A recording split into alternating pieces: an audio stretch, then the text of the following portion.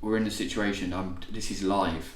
Okay. Live announcement. Everyone's probably gonna. What's he said? It is apparent that all gyms, bars, theatres, restaurants are closed indefinitely. You're listening to The Big Drill. And we're recording on The Big Drill. Welcome everyone to The Big Drill, and it is me and Will again. Hi Ghazi. Hello Will. And why do you say again like that? what do you mean? Again. Yeah, we're back again. Again. Guess who's back? Again. Go on. Tell us, Will, what are we talking about today that no one else is also talking about? Well, yeah, let's be fair. We're talking about something that is pretty much in the world. Literally. Is, COVID-19. Apparently they're calling it COVID-19 now because it was called coronavirus. It sounds too light and fluffy. Well, Trump is calling it the Chinese virus. That doesn't surprise me. What a dick. What an absolute And racist dick. his What? why did he said it comes from China, so it's more accurate. That was his reasoning for it. What? Well done, Trump, you imbecile. But so, COVID-19 is now called because coronavirus just sounds a little bit too light and a little bit too unserious. I don't know. It's just not really critical enough. I mean, we're getting really desperate to convince people that it's a serious matter is Got to change to the name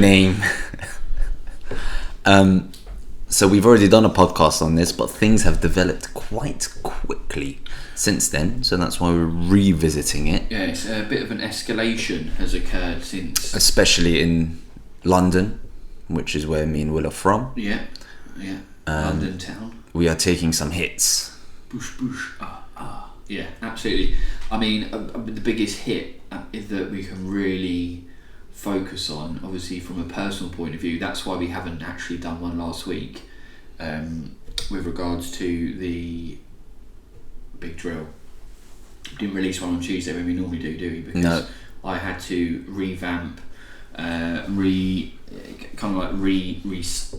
realign my business so that now I'm in a position where I can actually deliver Skype sessions, home sessions and such forth, so that I've got some sort of revenue stream that's still coming in to keep myself afloat, basically. So I can tell them what's going on with the PT life. Well, the PT life is definitely taking a massive hit. I mean, obviously you've got to be pretty true to the morals and ethical side of things, so you can't be getting people in, or you can't be going. I couldn't be going in if I had symptoms, or I couldn't be accepting clients and training clients if they had symptoms, of course.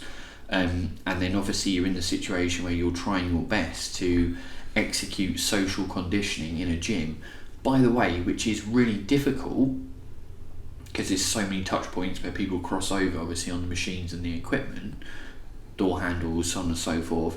And one thing where we work is now in a position of limiting the numbers of people coming into the gym, so it's at 100 maximum, and across the square footage people can generally spread out quite well.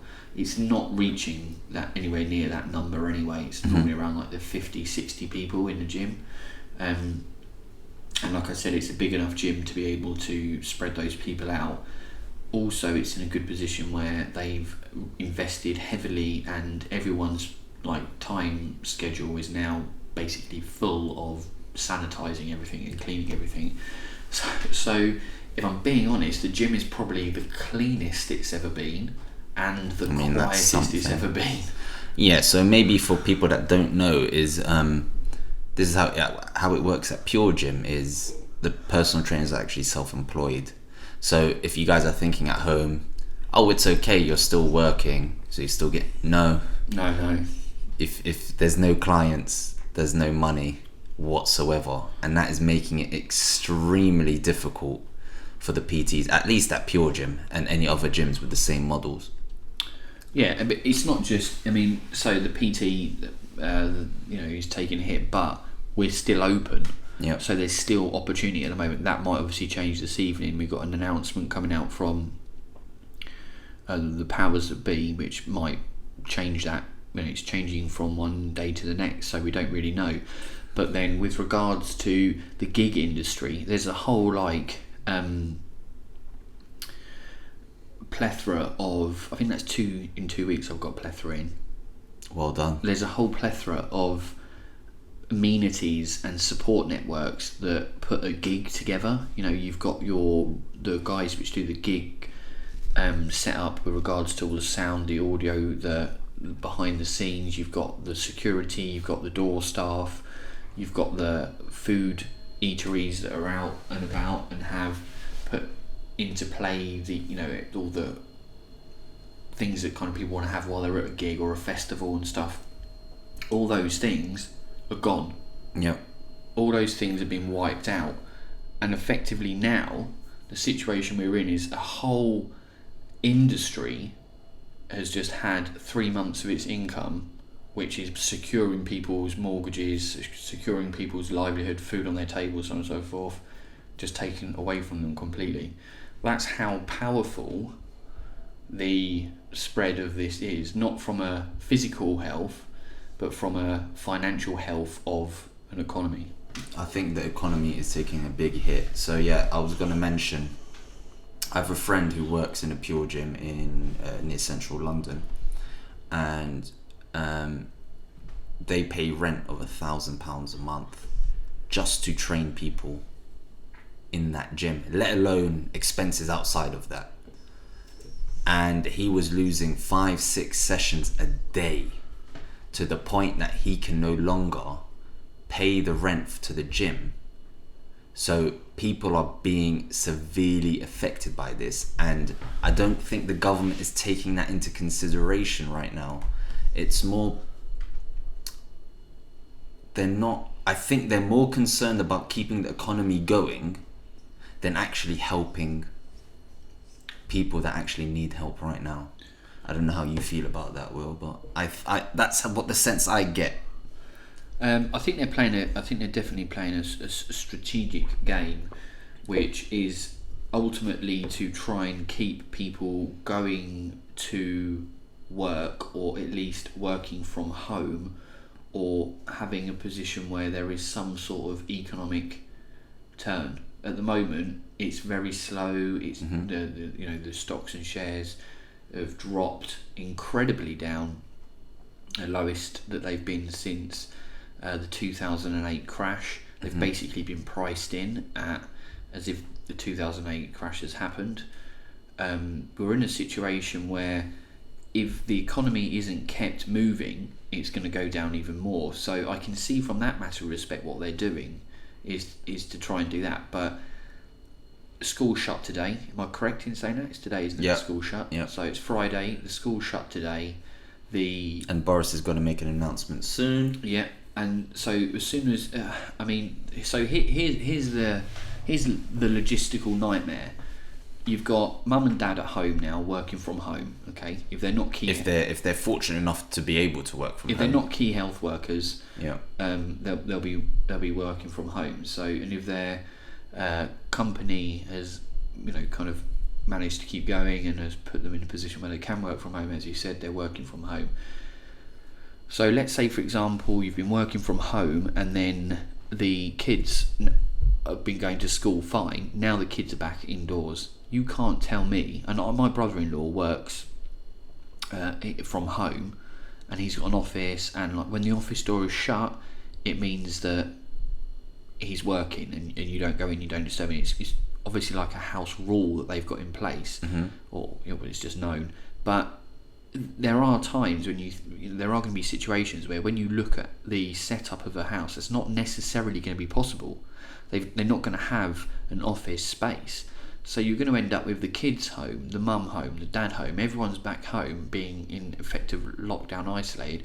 Work is not going to get done. Even if you could work from home, it's going to be severely impacted. So you're going to have to be in a situation where things are going to like slow right down anyway, and you can't send the kids off to go and stay with grandma and grandpa because they're in that age bracket which is very vulnerable. So you want the kids to carry COVID-19 through the door of the grandparents' house so that you can crack on with your working from home, and then them to get ill and suffer. It's a logistical nightmare. It is a nightmare, and although they're giving guidance, they're saying, oh, try your best to stay at home, non-essential contact, and all of these things. There's been a lot of people that are listening, but at the same time, there's been a lot that, for example, when I got here, didn't look that quiet. Going down the roads, it was fine. So a lot of people are still going out and about regardless.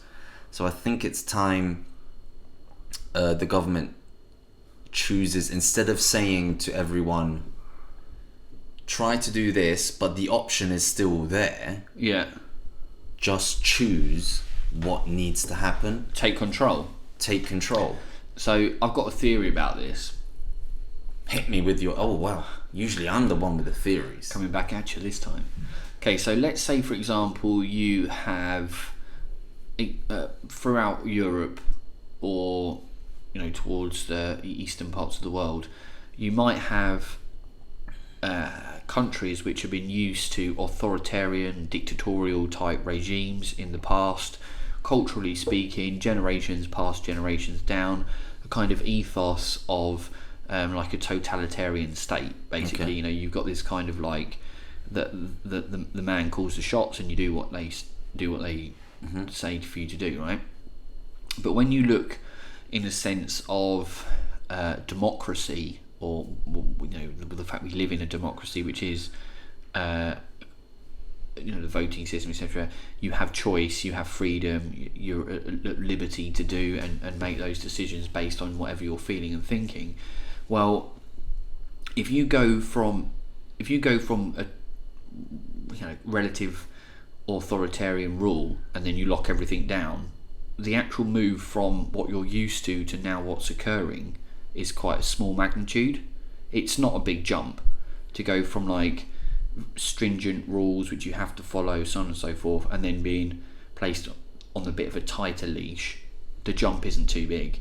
Whereas if you look at the situation where we are, the complete free reign, you do whatever you want, as far obviously with laws and regulations, but generally speaking, if you move from our position of where we were pre COVID-19 outbreak, and then it broke, and then within a week you'd locked everything down, there would be riots. Even the you think so? Yeah, it's just such a large jump from like totally free to you're in a box. What if they gave you time? They said 1 week. One, yeah, but get everything sorted. But they did that in Wuhan. They said, right, in 24 hours we're locking Wuhan. Oh, yeah, 24 hours is a lot less. And then. Yeah, fine. But they gave them a heads up, and everyone just went poof and spread out everywhere and legged it. Yeah. So I think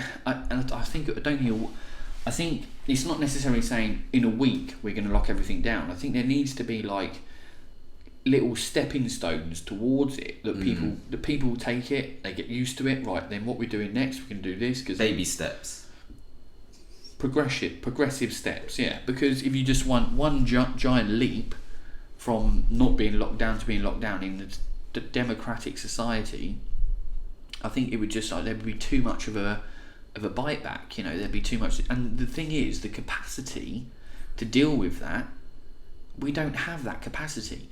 If you're in a totalitarian state or a dictatorial state or country, they already have mobilised troops within cities that can immediately control the people. We don't have that here. So, they've mobilised the army. They've put the army into different positions around. I think there's some in Croydon or something like that have been mobilised. They've all been called into barracks and stuff like that. So effectively, they're mobilising a force that can control a bite back when they do a lockdown, if it happens. Okay, so they're doing the progressive steps, which is what I think they're doing. So I think they will announce it today that they're going to lock down a few more things, like the gyms, the restaurants, and the pubs. Yep. But people are still panicking. You're going to Tesco's, Sainsbury's, Asda. Yeah. You can't find food. We're not sponsored by any of those supermarket chains, just to let you know. That we're not finding. I went in there for a packet of rice. Gone. What rice were you looking for? The cheapest one, the 250 grams Tesco, which is price checked against Aldi, so it's 45p only. Oh. All gone. The chicken, the only meat that is left is the super fatty ones, and I'm like, oh, I'm not eating that. So Yes, where you draw the line. I just have to get tuna. And then the tuna started running out. And I'm not there going trying to buy as much as possible. I'm just going in there, I need food. I need to actually eat. Yeah, sure. And I'm just like, and toilet I want this. We're going to talk about it. I want this sorted once and for all. Why is toilet roll such a valuable asset in today's climate? I think the main reason is because as soon as someone coughs, everyone around them shits themselves. Okay, so you need toilet roll on standby. I didn't get it. I think it's something to do with consumer psychology. So things that run out regularly, like bread, milk, and things that are large items, are more inclined for people to panic buy. So it's just like people have bought enough toilet roll to see them to the end of the year. Maybe longer. When you're never going to need that anyway. I just wish you could think about it and go, we've never had a shortage of food. Everyone has been eating. Well, I'd hope so. But majority of people eating just fine, and there's still food on the shelves. This is the situation, right? If everyone just bought a normal weekly shop, but maybe added an extra 2 tins of something, or an extra pack of chicken to put in the freezer, something like that, would be fine. There wouldn't be a problem because the supermarkets are going to stay open. The distribution lines to the supermarkets will stay open. They'll be monitored and they'll be made sure that people that are transporting goods, etc., aren't ill. But they'll stay open. They're not going to shut down. It's not like we're going into a war where our food distribution links could be stopped and could be cut for 5. That's what I was saying. People are shopping like they're being rationed or something. I don't. Can I just ask you, how's your toilet roll situation going? Not great, because I'm one of those people that did not panic buy. And now you shall suffer. I won't, because all I'll do is I'll find a house which has panic bought and I'll kick the door in and go, come. I'm not going to rob you. I'm not going to steal anything apart from what I'm owed. I'll buy that off you and they'll charge you double the price. No, they won't. They'll charge me retail price and they'll like it. It says £2 on the packet. I'll pay you $2.50. No, but in all seriousness, it's not great. And myself and Alex, we haven't panic bought. And then I think it was the other day. I can't remember what night it was. One night it was. Alex basically goes. I messaged him and I went, okay, yeah, things are probably getting a little bit desperate. It might be worth us going and doing a shop. And then he messaged me back and was like, yeah, I've got the same feeling. He said, I don't want to be a panic buyer, but I want to be the first of the non-panic buyers to panic. And I was like, yeah, okay. Well, that's the domino effect, isn't it? Sure. You see someone panic buying and you go, you're being silly. Well, and then you go, wait a minute. But are you being silly? Hang on a sec. So I got home and then we went to Sainsbury's. We drove into Sainsbury's and it was the most pointless shopping trip I'd ever made because there was nothing on the shelves. There was no tins, there was no bread, no eggs. There was some Oreo donuts. Beggars can't be choosers. No, there was. To be honest with you, I was quite surprised that the gin section had them in completely emptied. Normally that's the alcohol side of things was pretty buoyant, but nothing in the freezers. apart from Ben and Jerry's and some Halo Top. So we got some of that. But but generally speaking, yeah, it was completely ransacked. And it was like, the thing is, there was a few people that were walking around with just like a trolley that was empty, completely shell shocked. Yeah, they can't believe it. Can't believe it. And I, to be honest with you, we were both laughing because it was funny. I thought that, people had actually gone to the lengths that they'd gone to make sure that they were going to be all right.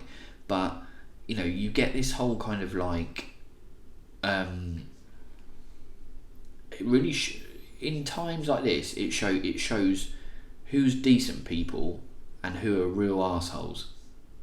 In times like this, yeah, it splits. It splits. Who are you? What kind of core values do you have as a human being, and then what's the person next to you? I finished my session, and as usual, I go for a little Tesco shop because it's a big Tesco's near the gym. So I thought, okay, I need some food. Gotta go to Tesco's.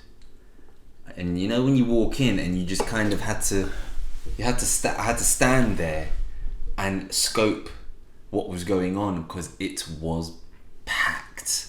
I said, why is there so many people here? And they're all, I'm not going to say they were being violent, but they were quite aggressive. Yeah. With their trolleys. Yeah. They're trying to get to the shelves before calm down, guys. I ain't going to starve and you ain't going to starve. No one's going to starve. There's going to be food no matter what.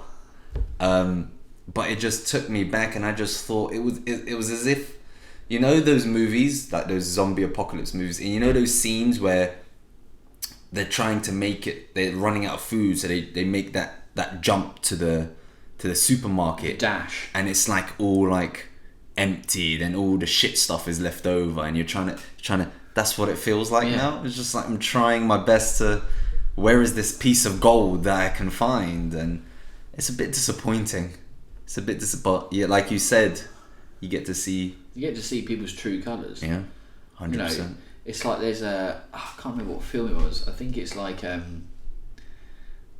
think it's everyone. What film is it? I know this. Just give me 2 seconds. 2 seconds. Dark Knight Rises. Okay. So Heath Ledger, the Joker. Yeah.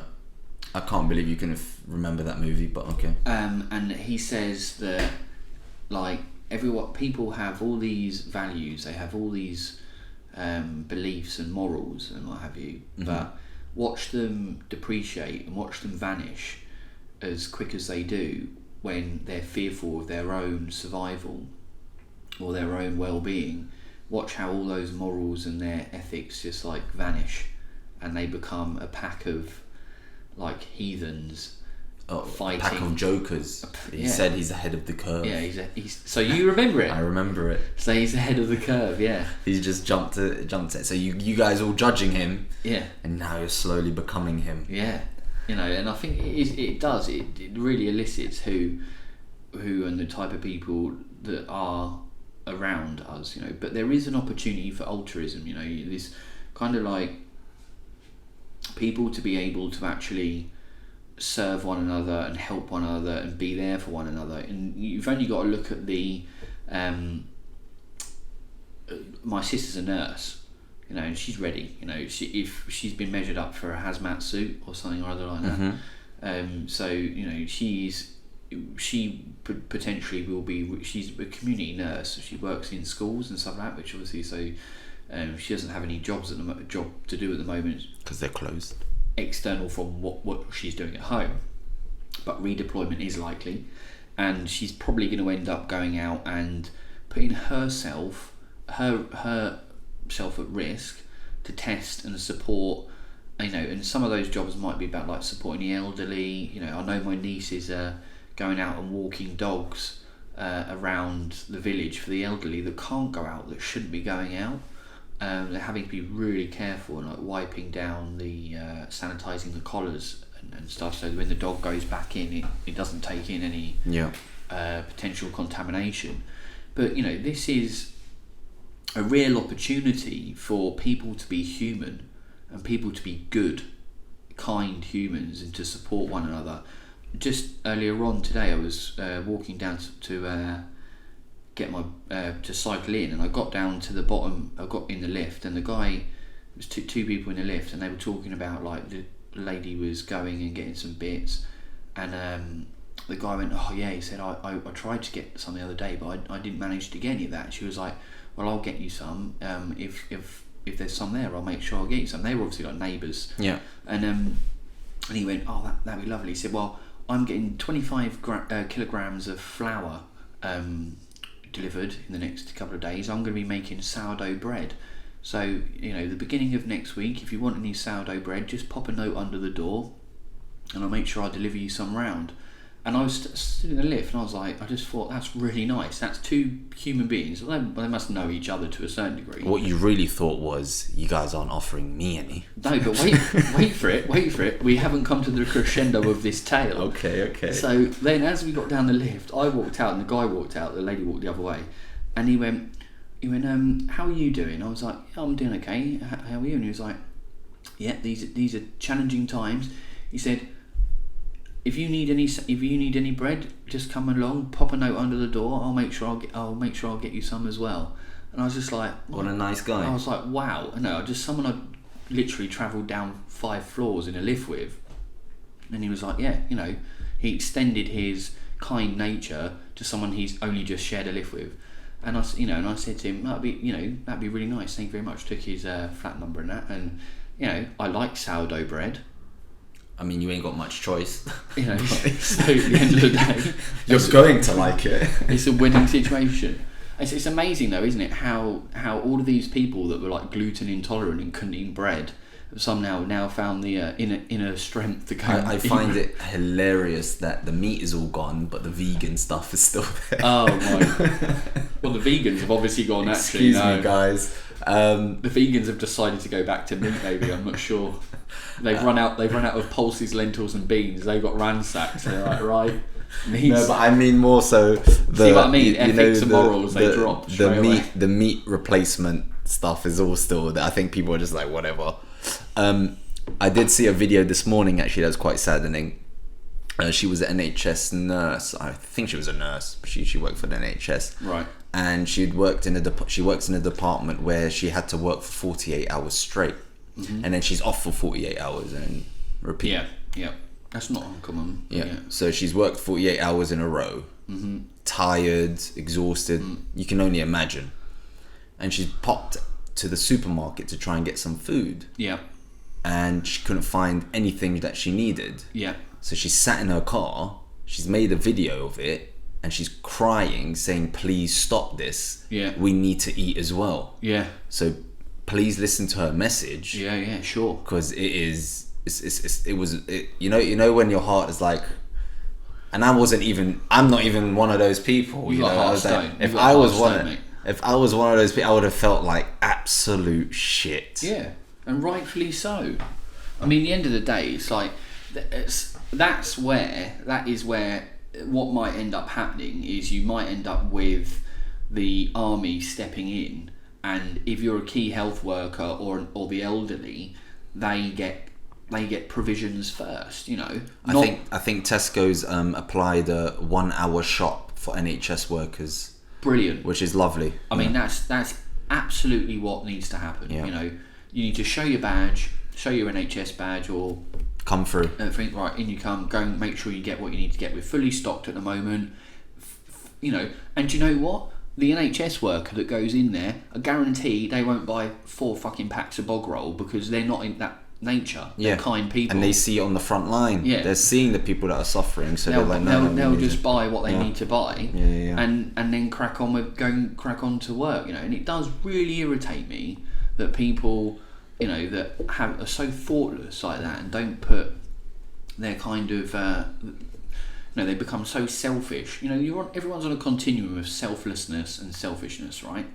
And where you land on that continuum depends on the given situation you're presented with. Sometimes you have to be selfish in order to get by and kind of like protect yourself. Yep. So you're not so vulnerable at different times of your life, and that's fine. But other times you need to be selfless, and you need to present you know, helping others, supporting others, being there for others. And it's just like, it's amazing how many people in society end up going down the selfish route and being absolute arseholes when they really should be going the opposite way and being a little bit more selfless and helping other people. I completely agree, because it's getting out of hand now.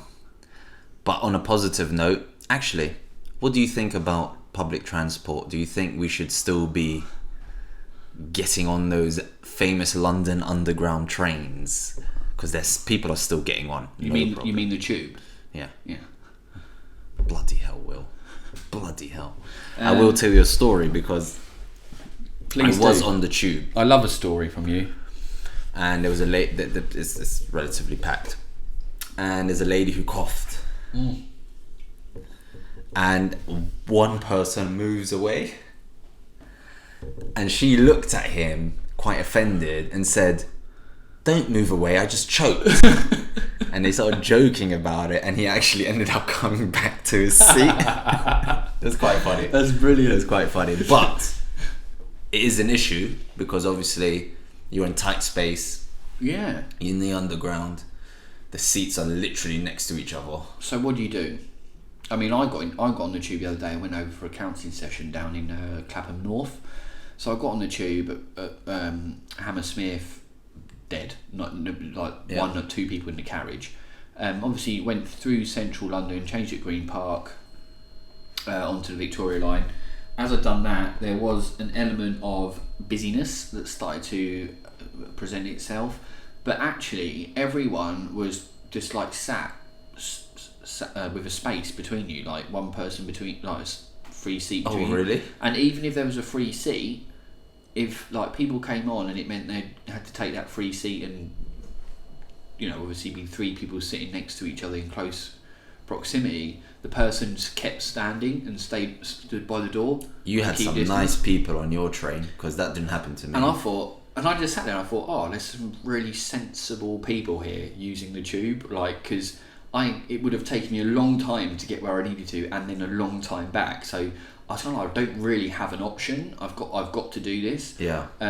So I thought, well, I'll just be sensible when I do it. And everyone on the tube at that point, in that carriage, I'm not saying that everyone is. Obviously, you probably have witnessed something else, but it seemed like people were just being sensible. Yeah. And I was like, okay, this is not bad.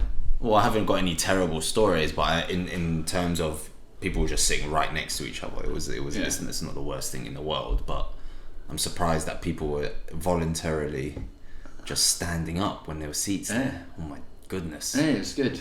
But there's a lot of they've closed a lot of tube stations down, I think, just to thin it out, you know. So if you're on the tube and you want to get somewhere, then you can't go all the way to there. You got to get off and walk, so you're out off from the underground, so to speak.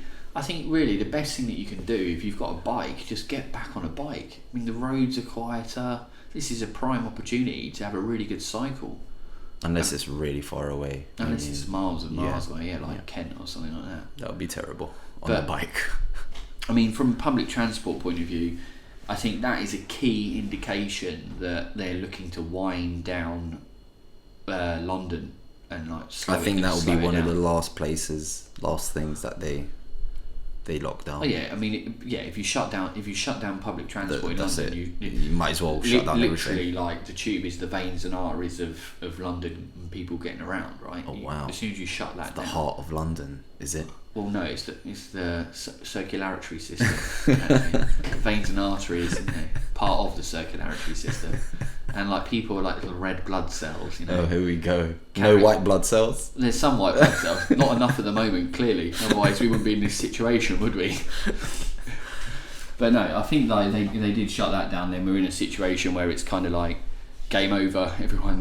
You can't go far anyway. What I find hilarious, right? What I find hilarious about Boris Johnson is he's gone, right, guys, I strongly advise you don't go to the pubs, clubs, theatres, cinemas, entertainment stuff. But we're not going to tell you that you definitely can't. Yeah. We're just going to strongly advise. Just going to strongly advise. The health advice is don't do it. People are still going. Yeah, there's a lot less people going, but St. Patrick's Day, the pubs were full up. Yeah, so let's be honest. People are like, and I think the key problem that we've got this weekend, right? If Boris doesn't go this evening when he does his announcement, when's he doing it? He's started it now. Probably started now. Started it now. So if he doesn't finish his announcement and things are locked down, it's going to be an absolute belting weekend. The sun's going to be out tomorrow, Sunday, Monday. You've got this big question. If you haven't officially locked something down, are people going to be like, no, well, the pubs are still open technically. Should we just go for a couple at lunch? Have you had any symptoms? I haven't had any symptoms. Well, what harm can it do then? And then you'll find like there'll be a little trickle of people into the pubs because it's such a nice day down on the river where there's plenty of fresh air. We'll be fine. And before you know it, one goes, and you just have a domino effect of everyone started hitting the pubs, and like just because people have been pent up, enclosed for ages, for working from home, they just need to get out, right? Yeah. So unless you if he doesn't shut them and close them and take away that option, I think that people will still do it. Will still take that option. Not everyone, but I think people, and that might be cynical, but I just think it's human nature, it's human behaviour to be drawn towards something, one, you shouldn't really be doing, and two, if you've been like enclosed for so long and it is an option, you just want to grab it, right? I think one of the issues is, and this is what I've been informed, is because Boris is given the option to not go, that it makes pubs and restaurants insurances void. That's correct. And therefore they cannot be paid if they are shut. Correct. So they don't invoke their insurance policies. They are forced to stay open to try and make as much money as possible. The same way as you as a PT who's self-employed is forced to keep trying to train people. Because you've got to make some money. So I think that's where Boris needs to make a decision, a final one, just to help out small restaurants, pubs. I mean, we've obviously got this 330 billion coronavirus fund that's been put in place by the Chancellor of the Exchequer, which essentially will be, I think 1st of April is when people are going to be able to start looking at whether they're eligible. I read that the local councils are going to contact businesses that are registered with the council. Mm-hmm. So if you're a bit of a dodgy geezer and you don't have a registered business, this is where it's going to come back and bite you on the arse, right? Yeah. Whereas if you're actually someone who is legit, above board, runs a solid business, pays his business taxes, and make sure that everything's like ticking along and playing ball, so to speak, you're probably going to get sorted out. I hope so. With up to 10 grand. I think there's the 10 grand one for the small businesses, and I think it goes 25 or 30k for those which actually have to pay premises rates. So it could be the fact that I obviously have to pay £800 a month rent to a business, to a premises. Yeah. It could put me in a position, because I'm renting ground space, right, in a building. So it could effectively put me in one of those brackets, which enables me to be able to have some sort of financial relief from the government, which I think has to happen. Oh yeah. Also with the mortgage breaks, I think that's very important that happens as well, and that will allow, providing, say for example, that this is my concern. If you've got a landlord who gets a mortgage break, then there needs to be some sort of enforcement of such, or some sort of legislation that forces them to give a rent break, pass that mortgage break on as a rent break, right? Yeah. It only makes sense in its entirety. Yeah. Otherwise, all you're going to end up with a load of landlords which get mortgage breaks. They're going, wow, and they're going, fine. We've made a load of money this month. Perfect. Yeah. Whereas that definitely needs to be passed on. There needs to be a package for self-employed people which aren't necessarily businesses or registered businesses, but are self-employed and obviously have tax payments made. And then also you need something for people that rent, that have rented contracts. Yeah. So I think that's definitely something from a standpoint whereby they need to have some sort of hope or some sort of I don't think hope is going to cut it there. They need something that will help them. yeah, but they can They can have hope if they can get through it. They can have hope to get through it if they know they've got support. Yeah. If there's like if nothing comes forward to go, Then hey, all you've got is some hope. have you like Please. give me something. So yeah. Okay, the self-isolating people. I have noticed through social media, Yeah. the people who are self-isolating are posting a whole lot more, and it's probably because they're just bored. Yeah. So Will, can we give them some ideas Of what? How to remain entertained while stuck at home? Because a lot of people out there were relying on socializing or going to the gym or going to see their friends or having a run in the park, all taken away from them. Well, I will say one thing. Russell Kane is hilarious. So just watch him. Watch Russell Kane. If you need your mood to be lightened slightly, and you want to have a good laugh, Russell Kane is absolutely on form at the moment. Apparently, Netflix has had to make their quality worse because so many people Streaming. are streaming. Yeah, sure, absolutely. I think that in this kind of like sense, the best thing that you can do when you're thinking about working at home or being isolated is to set up house rules. And I know that might sound a bit weird, but like if you think about it, myself and Alex, my housemate, we've had a conversation where if this does go on and this does start to lengthen in time, we are not used to living in confinement space together, as is many a person that they're maybe married to or in a relationship with, or friends that they live with. All these kind of relationships are going to have a new dimension, and that's going to be stressful, and it's a transition and it's change, and with that you need to change in order to get through it. And that in a sense means rules, it means expectations, it means realigning boundaries, it means giving each other space. It means that if someone goes off to their bedroom or goes off into the lounge, or is cooking in the kitchen, whereas before you hadn't seen them all day, you might go and hang out with them in the kitchen or go and sit on the end of their bed, and now you don't do that. You change so that you give that person space and that kind of their own time to which they would normally have on a normal day, which now has been taken away from them. So that's definitely something.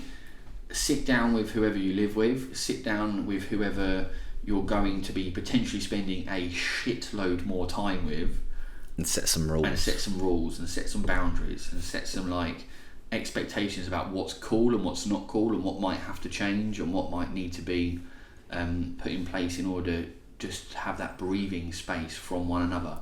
I read a news article that reported China was having a surge in divorce rates because couples were spending way too much time with each other, that they got sick of each other and started divorcing each other. Yep. So try and avoid that, people. Try and avoid that for sure.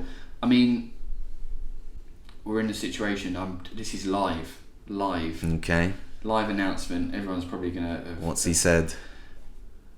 It is apparent that all gyms, bars, theatres, restaurants are closed indefinitely. From? Does it say where? So we have... I actually did have my last session today. It was supposed to be a rest day. Wasn't it? I did, based on the rumours that it was going to be closed. So I think it's happening. It is. Here we go. I'm going to give my advice on what to do when you're self-isolating. Please. Best thing you can do, because I've been doing this, I've been self-isolating for years. Gaming will save your life. Well, one, you don't have to talk to no one in your household. You don't need to interact with anyone. You can just talk with your friends online. So download a game and play online. You've got a computer, PlayStation, find the game. I've got none of that. You've got a laptop right there. So what am I going to play? League of Legends, people. Oh no. Call of Duty have released a battle royale called Warzone, free of charge. Nice. Might I add? Download that. Add me on PSN. Let's play. So what you're saying is basically... What I'm saying is fun. I'm a pro at this. Self-isolating comes naturally to me. This is easy. I'm not worried in the slightest. The gamers are going to rule the world. We will save the world, if anything. If everyone was to die out because they're not self-isolating, the gamers would be left alive. They would. Because they're just naturally drawn to Easily. Sitting like little hermits in their room. That's what I advise people. They're laughing at everyone now. They're going at you guys all suffering, and we've been doing this for years, since I was born.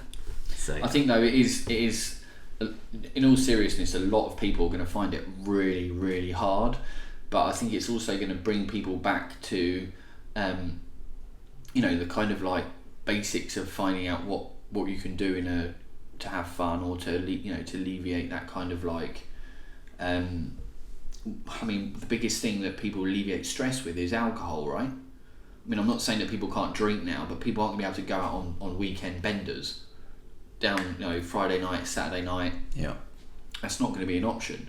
So the goalposts have changed. It's like, well, how can we enjoy? How can we chill out? How can we relax? How can we find alternatives? And I think that's really important to do, and to do quickly, and to make sure board games are coming out. Board games, puzzles. Yes, they're all coming out. I think a lot of those things are... Take the cobwebs off. Creative things, like drawing, painting, all these kind of things that stimulate the mind, because that's what's going to be needed. It's not mind stimulation, because people are only going to watch Netflix for so long before they've rinsed it, and then they're like just watching a TV thinking there's nothing on, and you need to start thinking about other things that you can do, as long as they're still making deliveries like Amazon Prime or stuff like, or Tesco's or Sainsbury's. I know obviously they're going to put their food and have all their groceries and stuff like that, but there's also a game section and a home section in those places. So then the virtual world of gaming is brilliant, because you don't actually need anything physical. You just press the download button. I know. So Ghazi might kind of like go for the virtual, the gaming side of things. There's no issues. There's nothing that can stop you, and you can't catch the virus over the internet. I mean, what more could you want? What more? So, big announcement then that's just been made. Pubs, clubs, gyms, restaurants closed. Theatres as of tomorrow, closed. Or is that? Do we know? I think it's literally. I think the message is from tonight. From tonight. So tomorrow, no gym for nobody. What are you gonna do, Will? What's the plan? Well, the plan is that I'm going to drive to the gym tomorrow. I'm going to get some kettlebells, get some barbells, and then I'm going to make a little gym on my balcony. That sounds like a plan. So you're going to be still working out? I'll still be training, yeah, and I'll be doing some home workouts. I'll be on Zoom, get with my clients, doing Skype sessions. I mean, I'll be doing Skype sessions, but I'll also be doing like check-ins, isolation check-ins. How you doing, what you're doing, how's your relationship with the person you're sharing a house with, or the 3 people you're sharing a house with, so on and so forth. So I think there's this kind of like element of my service will change. The way I service people will change, but by force. But I will adapt. Yeah. And I'm doing a counselling course as well, which kind of like covers a lot of things like stress, anxiety, in the workplace. But if your workplace becomes your home, that's obviously things you need to think about as well. So what I deliver and how I support people will just change, but I will still carry on supporting people and carry on giving people my time and getting them through difficult situations. So now that this has happened, what do you think is the next step? What do you think will be announced next? Well, where can it go from there? The only thing it can go from... I'm thinking transport. Transport will shut down probably on Sunday. Okay. Oh, you're predicting Sunday. I reckon Sunday they'll. I mean, at the end of the day, people shut clubs, bars, restaurants, gyms. So all that's left is work. But also people could still go to other people's houses and have a house party and stuff like that. Yeah, or the park. So the French were doing that, and then the French went, right, army on the streets. Once the army's on the streets, they were No then one like, allowed to right, leave. no one allowed. You get fined unless you've got.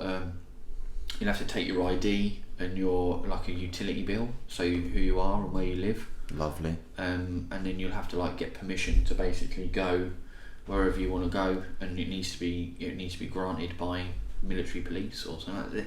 If it gets to that, we are in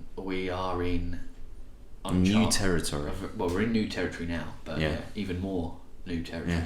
So we'll just have to see how it pans out. We probably won't be able to do a big drill next week. Maybe not. I don't know. So we'll be on pause. Luckily, we've got one more episode, including this one. So we'll get a couple sent out, and then we'll have to see what we can do. We might do a Instagram. So look out on Instagram for any announcements. We might do a podcast over Instagram live, or just a live Q&A, or a live Q&A. Yeah, we can do anything. Chat. Yeah. So we'll see. Keep tuned and keep looking out. Where can we find you on Instagram? Ghazi.92. And for you, Will Hawkins Coaching. And of course, you can find us on The Big Drill. And we will speak to you soon, guys. We will get to you somehow. Some way. Goodbye, guys. See you later. Hi, I'm Will. And I'm Ghazi. And thanks for tuning in to The Big Drill. You can also find us on these platforms here. Make sure you subscribe to the YouTube channel. You can find him on Insta. Ghazi.92. And me, Will Hawkins Coaching. The links are in the description. And until the next time we drill deep, goodbye. Bye.